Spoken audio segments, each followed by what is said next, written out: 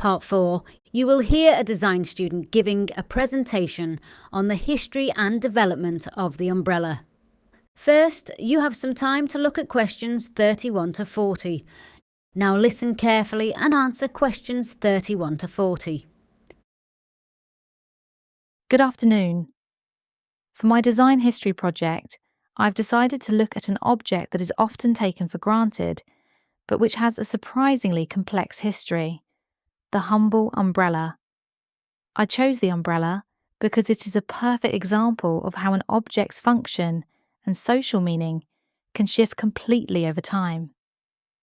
Today, we view it purely as a practical tool to keep us dry, often buying cheap ones and throwing them away without a second thought.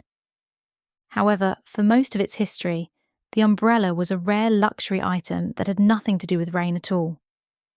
If we go back to ancient civilizations such as Egypt, Assyria, and China, the umbrella was used exclusively to provide shade from the sun. In these hot climates, pale skin was a sign of nobility, so this protection was essential. Furthermore, the umbrella was a potent status symbol. It wasn't something you held yourself. It was almost always carried by a servant who would hold it over a king or a high-ranking official. The more elaborate the umbrella, often featuring tassels and fringe, the higher the status of the person beneath it. When the umbrella was reintroduced to Europe in the 16th and 17th centuries, primarily from China, it retained this association with high status, but it acquired a very specific gender divide. In France and England, it was viewed strictly as a female accessory. For a man to carry an umbrella was considered a sign that he was physically weak. The prevailing attitude was that a true gentleman should not be afraid of getting a little wet. If it was raining heavily, a gentleman would simply hire a carriage. This attitude began to change in the mid-18th century, thanks largely to one man, Jonas Hanway. He was an English traveller who had seen men using umbrellas in the East and decided to use one in London. For 30 years he carried an umbrella every day, regardless of the weather. He faced ridicule and even physical abuse. In particular, the men who drove coaches, the taxi drivers of the day, saw the umbrella as a direct threat to their livelihood.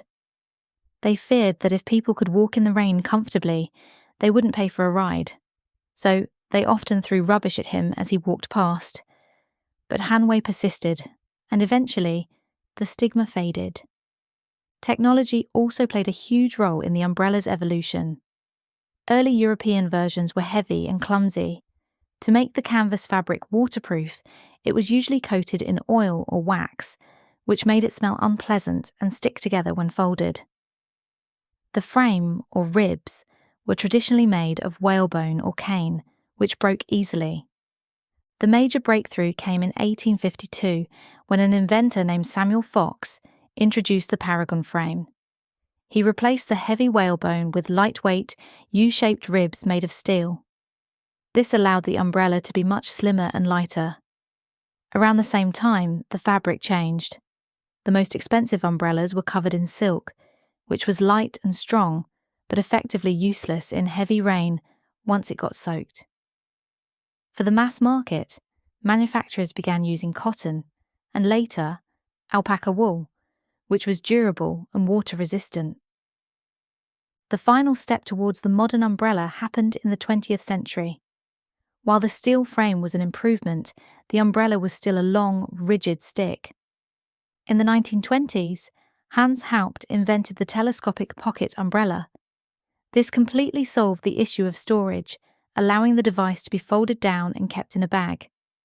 Today, the challenge for designers isn't about status or materials, but sustainability. Because modern umbrellas are so cheap to produce, they are treated as disposable.